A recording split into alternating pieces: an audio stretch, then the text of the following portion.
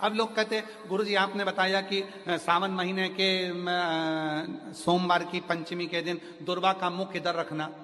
कहाँ? जहां जलाधारी है, पानी जहां बहकर जाता है, शिव जी को चढ़ाया हुआ। बेलपत्री की डंडी का मुख उधर रखना जहां जल बहकर जाता है। क्यों? लिंग पुराण पढ़ी है और लिंग पुराण में आता है कि जब डंडी का मुख जलाधारी की ओर होता है और उस समय पर व्यक्ति जो सामग्री समर्पित करता है, जल समर्पित करता है, तो जैसे जल बहकर जाता है और राह में जल को जो भी अड़चन आती है वो निकलता चले जाता है।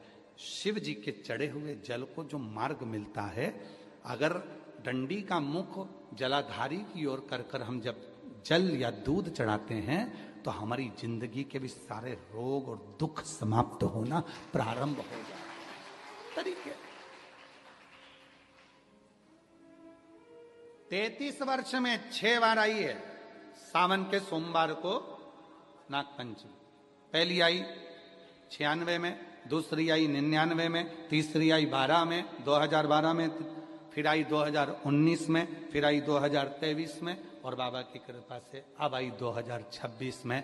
17 अगस्त को पड़ेगी सावन के महीने में जो सोमवार है, उस दिन नागपंचमी। उस दिन नील निधि का प्रयोग करिए। आप कितने भी, हम तो यहां तक कहेंगे जितने ठेले चलाने वाले, जितने भी हैं जो कहीं ना कहीं किसी ना किसी रूप में कर्ज में डूबे, परेशान है, दुकान नहीं चल रही, व्यापार नहीं चल रहा, परेशानी हो गई, कोई ने जमीन पर कब्जा कर लिया, कोई ने कुछ कर लिया, कोई ने कुछ कर लिया, जितने हैं सब करो और एक नील पुष्प, नील कमल के भाव से, नीला कमल मिल जाए तो ठीक है, नहीं मिले तो नील पुष्प जो अभी दर्शन कराया बाबा जी बोले काशी में तो ये बहुत ज्यादा मात्रा में मिलता है और लोग शिव जी को समर्पित कर, उस नील पुष्प समर्पित।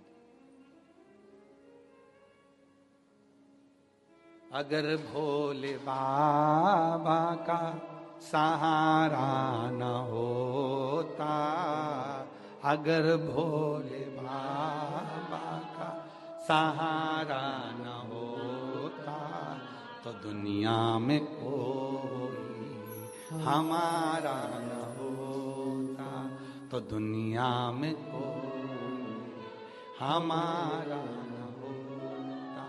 अगर भोले बाबा सहारा न होता, अगर भोले बाबा, बोलो बोलो, सहारा न होता तो दुनिया में कोई हमारा, अगर है तो उसका सहारा है, उसका सहारा, उसकी कृपा, उसकी करुणा, उसकी दया। अब आते हैं जिनके बच्चे एजुकेशन कर रहे हैं, पढ़ाई कर रहे हैं, कंपटीशन एग्जाम दे रहे हैं और उन बच्चों का सिलेक्शन नहीं हो रहा, ठीक है, पर जितने बच्चे करेंगे वो हमको पत्र जरूर लिखेंगे कि तुम्हारा हुआ कि नहीं। काशी से बोलकर जा रहे हैं और ये कथा केवल सीओर वाला बाबा नहीं बाच रहा, ये कथा स्वयं विश्वनाथ बांचने के लिए आए। जितने शब्द होंगे सारे विश्वनाथ जी के होंगे। जितने बच्चे एजुकेशन कर रहे हैं और जितने बच्चे कंपटीशन एग्जाम दे रहे हैं, रिजल्ट नहीं आ रहा, 1 नंबर से, आधे नंबर से, 1.5 नंबर से, 2 नंबर से रह जा रहे हो, तो प्रयास करो। सावन के महीने के सोमवार की नागपंचमी के दिन, सोमवार की नागपंचमी के दिन लाल चंदन बाजार में होता है, लाल चंदन, उस लाल चंदन का लेपन घिस लो, उसको घिसकर बेलपत्री की दोनों पत्तियों में, नीचे वाली दोनों पत्तियों में उस लाल चंदन का लेपन करिए। बेलपत्री के नीचे वाली दोनों पत्तियों में लाल चंदन का लेपन करिए और ऊपर वाले पत्ते पर केवल लच्छा, लच्छा किसको बोलते हैं यहाँ पर, क्या बोलते हैं, नाड़ा, लच्छा क्या बोलते हैं, मौली, लच्छा, नाड़ा जो भी है, वो बीच वाली पत्ती पर रखकर देव अधिदेव महादेव को समर्पित कर दीजिए और बाबा पर 1 लोटा जल चढ़ा दो।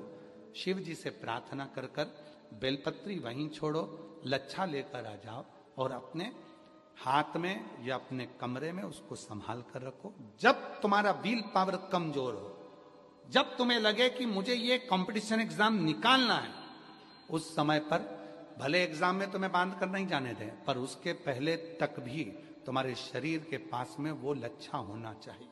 फिर भले उतार कर जाओ, एग्जाम देकर आओ, फिर पत्र इस व्यासपीठ पर तुम्हारा जरूर होगा, मिले।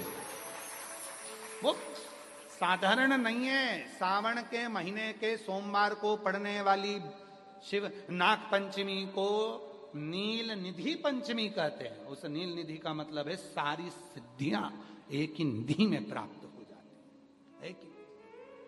को पड़ने वाली शिव नाग पंचमी को नील निधि पंचमी कहते हैं। उस नील निधि का मतलब है सारी सिद्धियां एक ही निधि में प्राप्त हो जाती है।